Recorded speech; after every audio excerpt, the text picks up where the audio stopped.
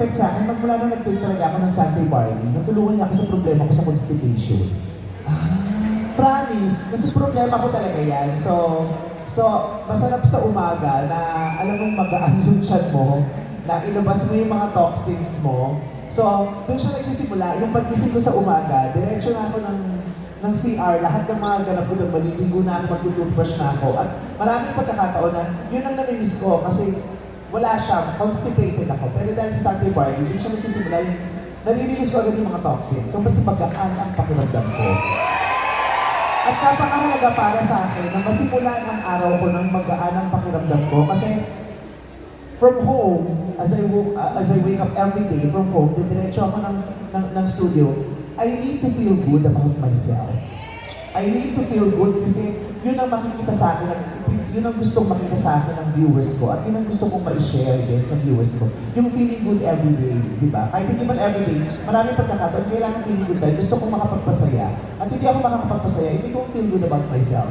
Physically, di ba kung mabigat yung pakiramdam ko? So, ganon. Ang ganon lang ang araw ko every day. Magigising ako, didiretso ako sa salamin, at kakausapin ko yung sarili ko. Kakausapin ko yung sarili ko at sasabihin ko sa kanya na napakaswerte natin, maswerte tayo, pinagpala tayo, magpapasalamat tayo sa Diyos. At today, marami pa tayong biyayang tatanggapin. At feeling ko kasi yun ang healthy life. Yung being able to live a life full of gratitude, di ba? Full of happiness, di ba? Marami tayong issues, marami tayong mga ikinaiinis everyday, pero dapat hindi niya ma-invalidate kung ano yung magaganda, yung beauty around us. So, feeling ko a healthy life is a life living full of gratitude and happiness and embracing the fact na whatever it is, whatever is happening, meron kang blessing na matatanggap every day. Kailangan talaga combo siya eh. Correct. Yung physical and mental, yung mindset na, kaya yung physical and mental, kailangan combined siya na positibo siyang nagsisimula sa umaga.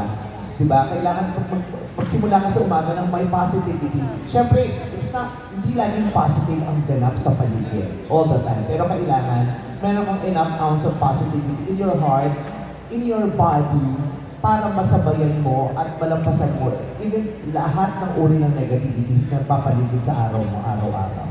Ganda. But will you recommend this as a family daily routine na? Yes, of course. Even yung nanay ko nagsa-Sunday Barley na. Even yung ate ko na doktor nagsa-Sunday Barley. Kasi pag yung ate ko doktor, nagtatanong ko sa kanya, okay ba to? Tama ba to? So, kami sa family ko, kami ng nanay, especially yung nanay ko, kasi nga di ba sinasabi ng Sunday Barley, live for more. Kung meron mang tao sa buong mundo na ipagdadasal ko na for her to be able to live for more, yun yung nanay ko. At itong pagpapakilala ko sa kanya ng Sunday Barley, masaya ako dahil isa to sa mga nagbibigay sa akin ng paniniwala na yung nanay ko, mas haba pa ang buhay, mas haba pa yung pagkakataon namin na magkasama, at mas magiging maligaya pa kami magkasama. Ganda.